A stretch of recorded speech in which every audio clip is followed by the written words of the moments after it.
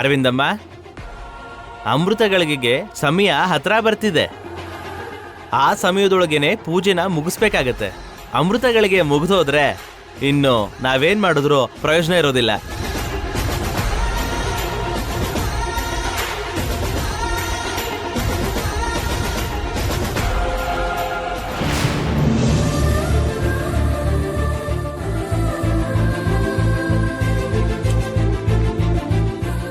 ಏ ವಿವೇಕ್, ಮಿತ್ರ ಭಾಗ್ಯ ಎಲ್ಲಿದಾರೋ ಒಂದ್ಸಲಿ ಫೋನ್ ಮಾಡಿ ಕೇಳು. ಆಗ್ಲೇ 3-4 ಸರಿ ಟ್ರೈ ಮಾಡಿದ್ದೀನಿ ಅಜ್ಜಿ. ಅಲ್ಲಿ ಸಿಗ್ನಲ್ ಇಲ್ಲ ಅನ್ಸುತ್ತೆ, ಕಾಲ್ ಕನೆಕ್ಟ್ ಆಗ್ತಿಲ್ಲ.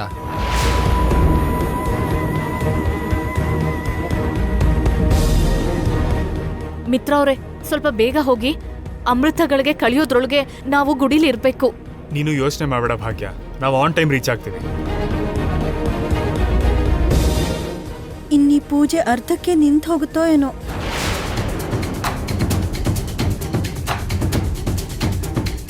ಭಾಗ್ಯ ಬರೋ ಹಾಗೆ ಕಾಣಿಸ್ತಿಲ್ಲ, ಹೂ ತರೋ ಹಾಗೂ ಕಾಣಿಸ್ತಿಲ್ಲ. ಹೂ ತರದೇ ಇದ್ರೆ ಪೂಜೆ ಆಗಲ್ಲ.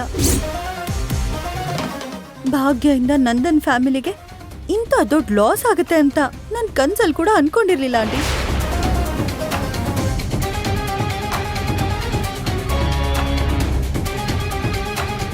ತಪ್ಪುಗಳು ಎಲ್ರಿಂದನೂ ಆಗುತ್ತೆ. ಈ ಪ್ರಪಂಚದಲ್ಲಿ ಯಾರು ಪರ್ಫೆಕ್ಟ್ ಅಲ್ಲ. ಕೆಲವೊಂದ್ಸಲ ನಮಗೆ ಸಮಸ್ಯೆಗಳು ಬರ್ತಾನೆ ಇರುತ್ತೆ, ಅದು ನಮ್ಮನ್ನ ತಡಿತಾನೆ ಇರುತ್ತೆ. ಆದ್ರೆ ಅದ್ರ ವಿರುದ್ಧ ಗೆಲ್ಬೇಕು. ಇಲ್ದಿದ್ರೆ ಸೋತ್ ಹೋಗಿ ಅದರಿಂದ ಹೊಸ ಪಾಠ ಕಲಿಬೇಕು. ಅದನ್ನ ಬಿಟ್ಟು ಪ್ರತಿ ವಿಷಯನೂ ದೊಡ್ಡದಾಗಿ ನೋಡ್ತಾ ಇದ್ರೆ ಆ ತಪ್ಪು ಯಾರಿಂದ ಆಯ್ತು ಆ ಮನುಷ್ಯನ ದೋಷಿ ಅನ್ನೋದು ಕರೆಕ್ಟ್ ಅಲ್ಲಮ್ಮ. ನಡೆದಿರೋ ವಿಷಯನ ನಾವಲ್ಲೇ ಮರೆಯೋದು ಒಳ್ಳೇದಮ್ಮ. ಅದನ್ನ ಹೇಗ್ ಮರೆಯಕ್ಕಾಗತ್ತೆ ಅಪ್ಪ? ನಡೆದಿರೋದು ಚಿಕ್ಕ ವಿಷಯ ಅಲ್ಲ, ಜೀವನ ಪೂರ್ತಿ ನೆನ್ಪಿಟ್ಕೊಳ್ಳುವಂತ ವಿಷಯ.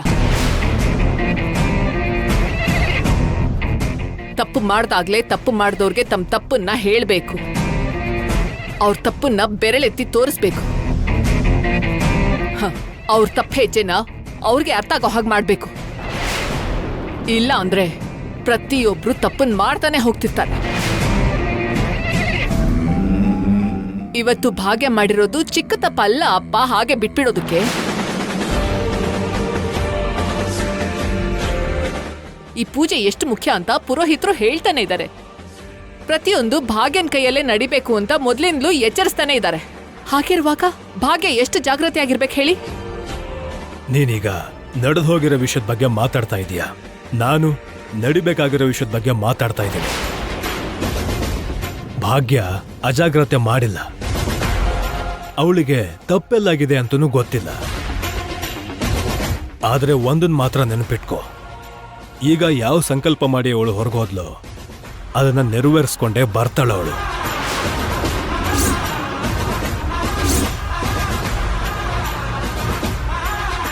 ಅಮೃತಗಳಿಗೆ ಬರೋಕ್ಕೂ ಮುಂಚೆ ಆ ಹೂಗಳನ್ನ ತಗೊಂಡ್ ಬಂದು ಪೂಜೆನ ಸಂಪೂರ್ಣ ಮಾಡ್ತಾಳೆ. Wait and watch.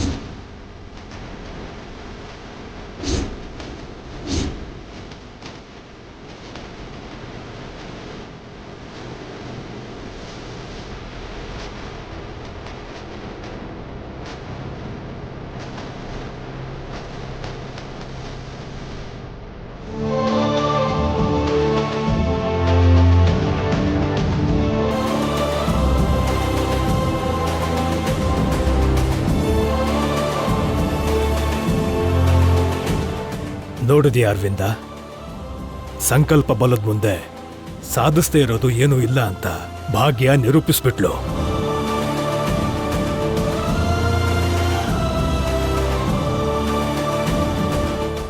ಇಲ್ಲ ಆಗಲ್ಲ ಅಂತ ನೀವ್ ಹೇಳಿದ ಮಾತುಗಳನ್ನ ತಪ್ಪು ಅಂತ ಪ್ರೂವ್ ಮಾಡಿ ತಾನ್ ಅನ್ಕೊಂಡಿದ್ದನ್ನ ಸಾಧಿಸ್ಬಿಟ್ಲು.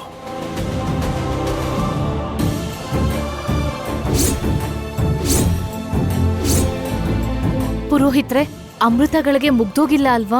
ಇಲ್ಲಮ್ಮ, ಸರಿಯಾದ ಸಮಯಕ್ಕೆ ಹೂನ ತಗೊಂಬಂದ್ರಿ. ಏನು ನೀವಿಬ್ರು ಕೂತ್ಕೊಂಡ್ರೆ ಪೂಜೆನ ಶುರು ಮಾಡ್ಬೋದು.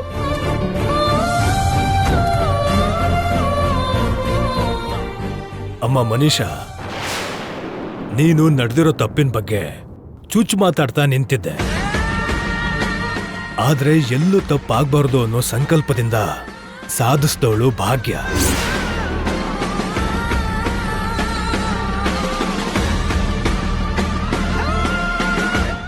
ಇದ್ರೆ ಭಾಗ್ಯಂತರ ಇರ್ಬೇಕಮ್ಮ. ಅಂದ್ರೆ ಹೇಗಿರ್ಬಾರ್ದು ಅಂತ ನೀನೇ ಯೋಚನೆ ಮಾಡು.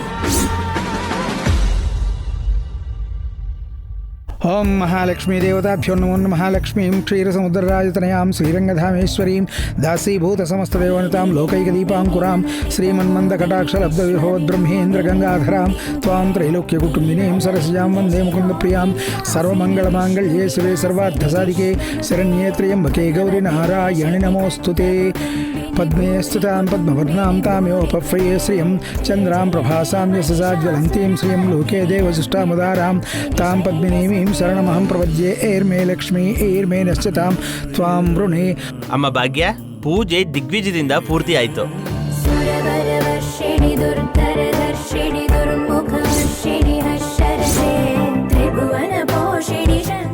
ಹಾಗೆ ಅಖಂಡ ದೀಪದ ಬಗ್ಗೆ ಕೂಡ ನೆನಪಿದೆ ಅಲ್ವಾ?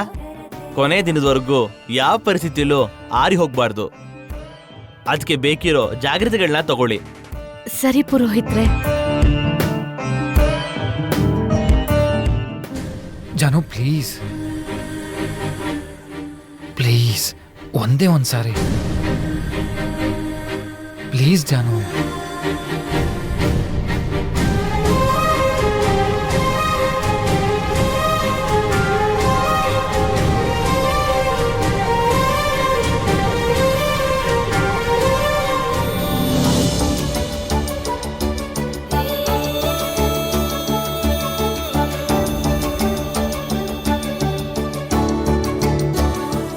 ವಿವೇಕ್ ನನ್ನ ಹತ್ರ ಏನ್ ಮಾತಾಡೋದಕ್ ನೋಡ್ತಾ ಇದ್ದಾನೆ. ಅರ್ಜೆಂಟಾಗಿ ಏನೋ ಹೇಳ್ಬೇಕು ಅಂದ. ಅದು ಏನಾಗಿರ್ಬೋದು? ಏನ್ ಬೇಕಿದ್ರೂ ಆಗಿರ್ಬೋದು. ಜಾನು, ಅವನ್ ಹೇಳೋ ಮಾತಿಗೆ ನೀನು ಬೇಗ ಕರ್ಗೋ ಪ್ಲಾನ್ಸ್ ಮಾಡ್ಬೇಡ. ನಿನ್ ಸ್ವಾಭಿಮಾನ ನೀನ್ ಇಟ್ಕೋ. ನೀನ್ ನಿನ್ ವಿಷಯದಲ್ಲಿ ಎಷ್ಟು ಬಲವಾಗಿದ್ಯಾ ಅನ್ನೋ ವಿಷಯ ವಿವೇಕ್ಗೆ ಅರ್ಥ ಆಗ್ಬೇಕು.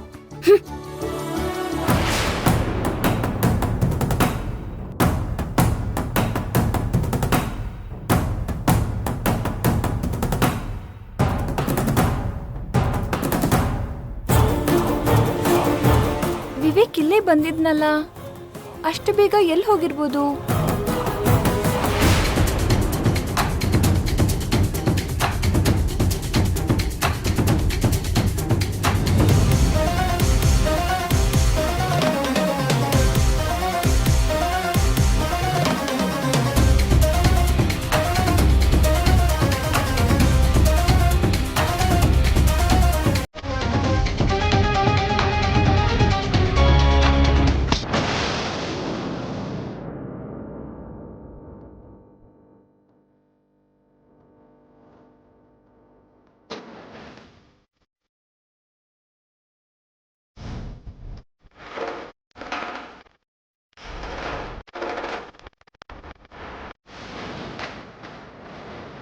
ಹಲೋ,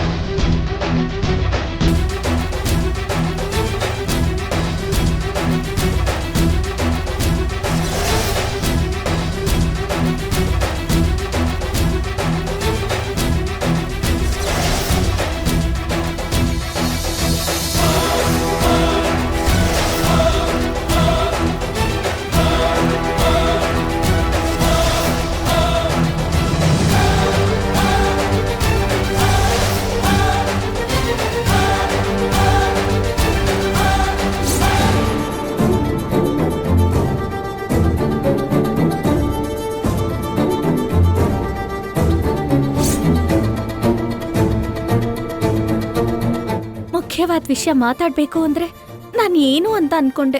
ಅವ್ನ್ ಹೇಳ್ಬೇಕಾಗಿರೋ ವಿಷಯನ್ ಹೇಳ್ದಿರಾ ಈ ರೀತಿ ಹೇಳ್ತಾ ಇದ್ದಾನ ಅನ್ಸತ್ತೆ. ನನ್ ಬಗ್ಗೆ ನಿನ್ ಮನ್ಸಲ್ಲಿ ಇಷ್ಟು ಪ್ರೀತಿ ಇದೆ ಅಂತ ನನಗ್ ಗೊತ್ತಿರ್ಲಿಲ್ಲ Vivek. Thank you so much. Thanks a lot. Vivek ಸರಿಯಾಗಿ ಮಾತಾಡ್ಲಿಲ್ವಲ್ಲ ಅನ್ಕೊಂಡಿದ್ದೆ, ಆದ್ರೆ ನಿನ್ ಮಾತಲ್ಲಿ ಹೇಳೋಕ್ ಆಗ್ದಿರೋದನ್ನ ಈ ಹೂ ನನಗ್ ಹೇಳ್ತಿದೆ. Thank you once again Vivek.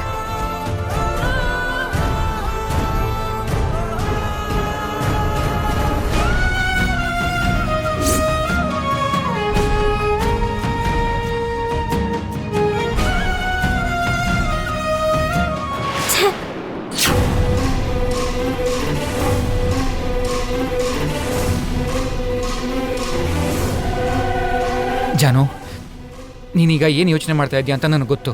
Let me. ಅದ್ರ ಅವಶ್ಯಕತೆ ಇಲ್ಲ. ನಿನ್ ಮನ್ಸಲ್ಲಿರೋ ಮಾತ್ ಏನು ಅಂತ ನನಗೆ ಅರ್ಥ ಆಯ್ತು. ನೀನ್ ಏನ್ ಹೇಳ್ಬೇಕು ಅನ್ಕೊಂತ ಇದ್ಯಾ ಅನ್ನೋದು ಈಗಷ್ಟೇ ನನ್ ಕಣ್ಣಾರೆ ಕಾಣಿಸ್ತು. ಆ ಹುಡುಗಿಗೋಸ್ಕರ ಅಷ್ಟು ಪರಿತಪಿಸ್ತಾ, ಅವಳಿಗೋಸ್ಕರ ನೀನು ಮೊಣಕಾಲ್ ಮೇಲೆ ಕೂತ್ಕೊಂಡು ಪ್ರಪೋಸ್ ಮಾಡ್ತಾ, ನೀನ್ ಅವಳನ್ನ ಎಷ್ಟು ಪ್ರೀತಿಸ್ತಿದ್ಯಾ ಅಂತ ತೋರ್ಸಕ್ಕೆ ನನ್ನನ್ನ ಇಲ್ಲಿ ಕರೀತ್ಯಾ? ಅಯ್ಯೋ ಜಾನು, ಅದೆಲ್ಲ ಏನಿಲ್ಲ.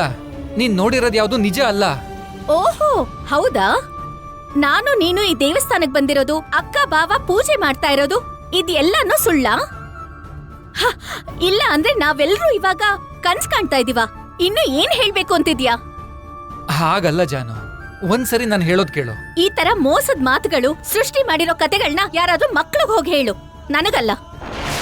ಆ ಹುಡುಗಿಗೆ ಪ್ರಪೋಸ್ ಮಾಡ್ಬೇಕು ಅನ್ಸಿದ್ರೆ ಕರ್ಕೊಂಡು ಹೋಗಿ ಗ್ರ್ಯಾಂಡ್ ಆಗಿ ಪ್ರಪೋಸ್ ಮಾಡ್ಬೋದು. ಮಧ್ಯದಲ್ಲಿ ನನ್ನನ್ ಕರೆದು ನನ್ಗೆ ಯಾಕೆ ತೋರಿಸ್ತಾ ಇದ್ಯಾ? ನಾನು ಹೇಳೋದ್ ಕೇಳ್ತೀಯಾ ಇಲ್ವಾ? ಅವಶ್ಯಕತೆ ಇಲ್ಲ. ಇನ್ನೀನ್ ಹೇಳೋದಕ್ಕೆ ನಾನ್ ಕೇಳೋದಕ್ಕೆ ಇಲ್ಲೇನು ಉಳ್ದಿಲ್ಲ. ಜಾನು, ಜಾನು,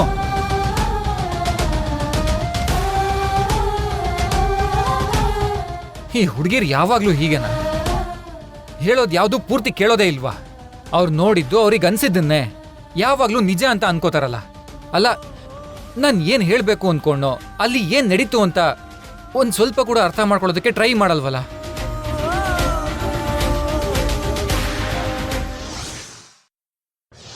ಅಮ್ಮ ಭಾಗ್ಯ, ಅಮ್ಮವರಿಗೆ ಇಷ್ಟವಾಗಿರೋ ತಾವರೆ ಹೂವು ಇಲ್ದೇ ಇರೋದ್ರಿಂದ ಇವತ್ತಿನ ಪೂಜೆ ಅರ್ಧದಲ್ಲೇ ನಿಂತೋಗ್ಬಿಡುತ್ತೇನೋ ಅನ್ಕೊಂಡೆ. ಆ ಅಮ್ಮವರ ಆಶೀರ್ವಾದದಿಂದ, ನಿನ್ನ ಸಂಕಲ್ಪ ಬಲದಿಂದ ಇವತ್ತಿನ ಪೂಜೆ ವಿಘ್ನ ಇಲ್ದೇ ನಡೀತಮ್ಮ.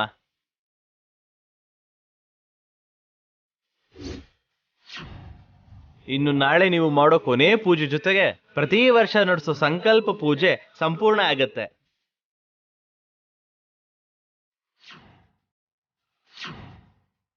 ನಾಳೆ ಆ ವಜ್ರ ಖಡ್ಗನ ತಗೊಂಡ್ ಬರ್ಬೇಕಾಗತ್ತೆ. ಆ ಖಡ್ಗನ ಚಂಡಿ ಯಾಗದಲ್ಲಿ ಮುಂದಿಟ್ಟು ಅದಕ್ಕೆ ಪೂಜೆ ಮಾಡಬೇಕು. ಆ ಪೂಜೆ ಕೂಡ ಸಂಪೂರ್ಣವಾಗಿ ನಡೆದ್ರೆ ಈ ವರ್ಷಕ್ಕೆ ನೀವು ಸಂಕಲ್ಪ ಪೂಜೆನ ಮುಗಿಸ್ದ ಹಾಗೆ.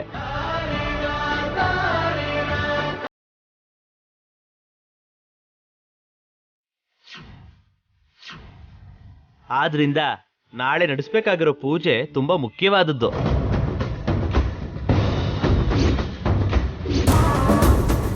ಎಂಥ ಪರಿಸ್ಥಿತಿಲೂ ಯಾವುದೇ ರೀತಿ ಸಮಸ್ಯೆ ಆಗದ ಹಾಗೆ ನೋಡ್ಕೊಳ್ಳಿ. ಎಷ್ಟು ನಿಷ್ಠೆಯಿಂದ, ನಿಗ್ರಹದಿಂದ ಮಾಡ್ಬೇಕಾಗಿರೋ ಪೂಜೆ. ಸರಿ ಪುರೋಹಿತ್ರೆ. ಭಾಗ್ಯ, ಹೀಗ್ ನೀನು ಒಂದೊಂದು ಪೂಜೆನೂ ಹೀಗೆ ಆರಾಮಾಗಿ ಮುಗಿಸ್ತಿದ್ರೆ ನನಗ್ ಸಹಿಸ್ಕೊಳಕ್ಕೆ ಆಗ್ತಿಲ್ಲ. ನನ್ ಜಲಸಿ ಕಡಿಮೆ ಆಗೋಕೆ ನಿನ್ಮೇಲೆ ನಂಗಿರೋ ಕೋಪ ಕಂಟ್ರೋಲ್ ಆಗ್ಬೇಕು ಅಂದ್ರು ನಾಳೆ ಪೂಜೆ ಪೂರ್ತಿ ಆಗೋಗ್ಬಿಡ್ಬಾರ್ದು. ಯಾವುದೇ ಕಾರಣಕ್ಕೂ ಬಿಡಲ್ಲ. ಪ್ರತಿಯೊಂದನ್ನು ಸರಿಯಾಗಿ ಮಾಡೋದಕ್ಕೆ ಭಾಗ್ಯ ಇದಳಲ್ಲ ಪುರೋಹಿತ್ರೆ. ಅವಳಿಗೆ ಜೊತೆಯಾಗಿ ಅರವಿಂದ ಮಿತ್ರ ಕೂಡ ಇದ್ದಾರೆ.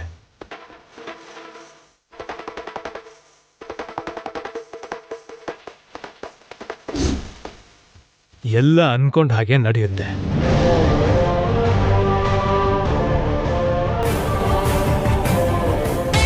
ಈ ಭಾಗ್ಯ ಪ್ರತಿ ಪೂಜೆನೂ ಮುಗಿಸಿ ಎಲ್ಲರ ಹತ್ರ ಹೊಗಳ್ಸ್ಕೊಳ್ತಿದ್ರೆ ನೋಡ್ತಾ ಸುಮ್ಮನಿರೋಕ್ಕಾಗ್ತಿಲ್ಲ. Manisha, cool down. ನಿನ್ಗೆ ಹೇಳ್ತಾನೆ ಇದ್ನಲ್ಲ, ಆವೇಶ ಪಡ್ಬೇಡ, ಅವಕಾಶಕ್ಕೋಸ್ಕರ ಕಾಯ್ಬೇಕು ಅಂತ. ವೇಟ್ ಮಾಡು. ಹಲೋ, ಯಾ ಹೌದಾ? Is it necessary? Okay, I can understand. ಸರಿ, ಏನಾಯ್ತಪ್ಪ? ನಾನು ಅರ್ಜೆಂಟಾಗಿ ಹೋಗ್ಬೇಕು ಅರವಿಂದ. ಇದೇನಪ್ಪ, ನಮ್ ಜೊತೆ ಇನ್ನೂ ಸ್ವಲ್ಪ ದಿನ ಇರ್ತೀರಾ ಅಂತ ಅನ್ಕೊಂಡೆ.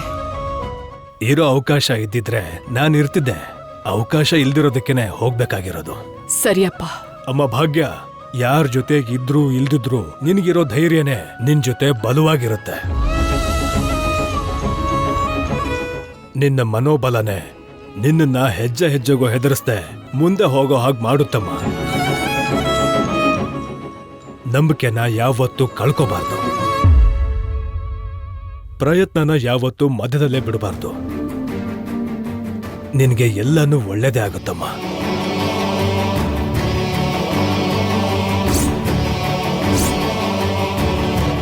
ನಾಳೆ ಪೂಜೆ ಮುಗಿದ ತಕ್ಷಣ ನನಗೊಂದು ಕಾಲ್ ಮಾಡಬೇಕು, ಆಯ್ತಾ? ಸರಿ ಆಯ್ತು ತಾತ. ನಾನಿನ್ನು ಹೊರಡ್ತೀನಿ. ಎಲ್ರೂ ಹುಷಾರಾಗಿರಿ.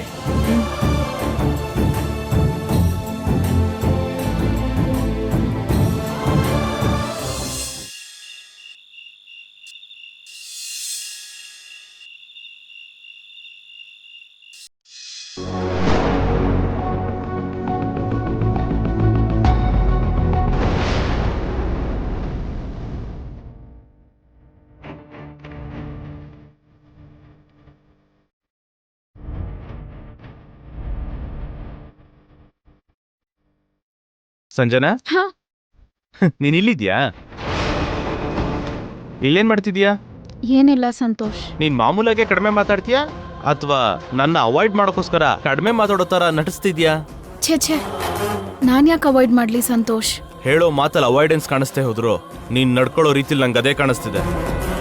ಏನಾದ್ರೂ ಕೇಳಿದ್ರೆ ಅದಕ್ಕೆ ಮಾತ್ರ ಉತ್ತರ ಕೊಡ್ತೀಯಾ, ಅದ್ರ ಮೇಲೆ ಒಂದ್ ಮಾತು ಕೂಡ ಆಡಲ್ಲ. ಹತ್ರ ಬಂದ್ರೆ ಇಲ್ಲಿ ನೋಡು, ಈ ತರ ದೂರ ಹೊರಟೋಗ್ತೀಯಾ. ಮಾತಾಡೋಣ ಬಾ ಅಂದ್ರೆ ಎಲ್ರೂ ಇದಾರೆ ಅಂತೀಯ. ನಿಜವಾಗ್ಲೂ ನಿನ್ ಪ್ರಾಬ್ಲಮ್ ಏನಂತ ನಂಗೆ ಅರ್ಥ ಆಗ್ತಿಲ್ಲ ಸಂಜನಾ. ಸಂತೋಷ್, ಈಗ ಏನಾಯ್ತು ಅಂತ ಅಷ್ಟು ಜೋರಾಗಿ ಕಿರ್ಚ್ತಿದ್ದೀರಾ? ನೋಡಿದ್ಯಾ, ನಾನ್ ನಾರ್ಮಲ್ ಆಗಿ ಮಾತಾಡಿದ್ರು ನಾನ್ ಕಿರಿಸ್ತಿದ್ದೀನಿ ಅಂತಾನೆ ಬ್ಲೇಮ್ ಮಾಡ್ತಿದ್ಯಾ.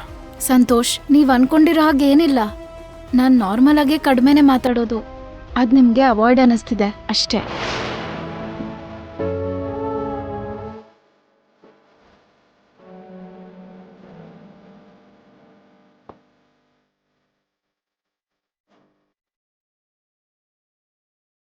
ಜಾನು, ನನ್ಗೆ ಕೆಲ್ಸ ಮುಗಿಯೋಕ್ ಇನ್ನೂ ಸ್ವಲ್ಪ ಟೈಮ್ ಆಗುತ್ತೆ. ನೀನ್ ಹೋಗ್ ಮಲ್ಕೋ. ಅಕ್ಕ, ಈ ಪೂಜೆ ವ್ರತಗಳನ್ನೆಲ್ಲ ನೀನೇ ನಿನ್ ತಲೆ ಮೇಲೆ ಹಾಕೊಂಡೆ. ಅಪಚಾರ ಆಗ್ಬಾರ್ದು, ಯಾವುದೇ ಎಡವಟ್ಟಾಗ್ಬಾರ್ದು ಅಂತೆಲ್ಲ ಏನೇನೋ ಹೇಳ್ತಾ ಇದ್ದಾರೆ.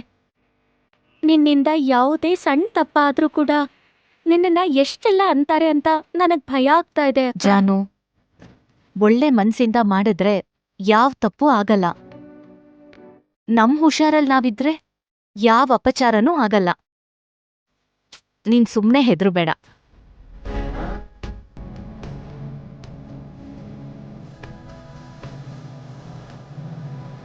ಅಮ್ಮ ಭಾಗ್ಯ, ಏನಮ್ಮ ಇನ್ನೂ ಮಲ್ಕೊಂಡಿಲ್ವಾ? ಇನ್ನೂ ಸ್ವಲ್ಪ ಕೆಲ್ಸ ಇದೆ ಮಾವ, ಇದೆಲ್ಲ ಮುಗ್ಸಿ ಆಮೇಲೆ ಮಲಗ್ತೀನಿ. ಸರಿನಮ್ಮ. ಹ್ಮ್. ಹಾ ಭಾಗ್ಯ, ಈ ಪೂಜೆಗಳೆಲ್ಲ ಈ ಮನೆ ಸೊಸೆಯಾಗಿ ನಿನ್ನ ಕೈಯಾರೆ ನಡೀತಾ ಇದ್ರೆ ನನಗೆ ತುಂಬಾ ಸಂತೋಷ ಆಗ್ತಿದ್ಯಮ್ಮ. ನಾಳೆ ತುಂಬಾ ಮುಖ್ಯವಾದ ಪೂಜೆ, ಅದು ಸಹ ಸುಸೂತ್ರವಾಗಿ ಮುಗಿದು ಹೋದ್ರೆ ಸಂಕಲ್ಪ ಮಾಡಿರೋಂಥ ಪೂಜೆ ಎಲ್ಲ ಮುಗ್ದಂಗೆ. ಯಾವ ತೊಂದ್ರೆನೂ ಆಗ್ದಿರೋ ಥರ ಜಾಗ್ರತೆಯಿಂದ ನೋಡ್ಕೊಮ್ಮ. ಸರಿ ಆಯ್ತು ಮಾವ. ಜಾನು, ನೀನು ಕೂಡ ಹೋಗ್ ಮಲ್ಕೋ.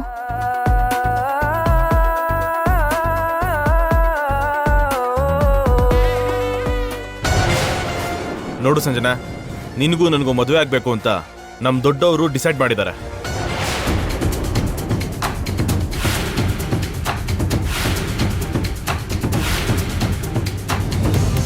ಅವ್ರ ಮಾತಿಗೆ ನಾನ್ ಗೌರವ ಕೊಡ್ತಾ ಇದ್ದೇನೆ, ನನ್ನ ಮಾತಿಗೆ ನೀನ್ ಗೌರವ ಕೊಡ್ಬೇಕು. ನನಗೆ ಸ್ಟೈಲ್ ಆಗಿರೋ ಹುಡುಗಿರಂದ್ರೆ ಇಷ್ಟ. ಸಂಜನಾ ಚೇಂಜ್ ಆಗ್ತಾಳೆ, ಹೇಳಿದ್ನ ಕೇಳ್ತಾಳೆ ಅಂತ ನನ್ನನ್ನು ಕನ್ವಿನ್ಸ್ ಮಾಡಿದ್ದಾರೆ. ಅದಕ್ಕೆ ನಿನ್ನ ಮದುವೆ ಆಗೋದಕ್ಕೆ ಒಪ್ಕೊಂಡಿದ್ದು ನಾನು.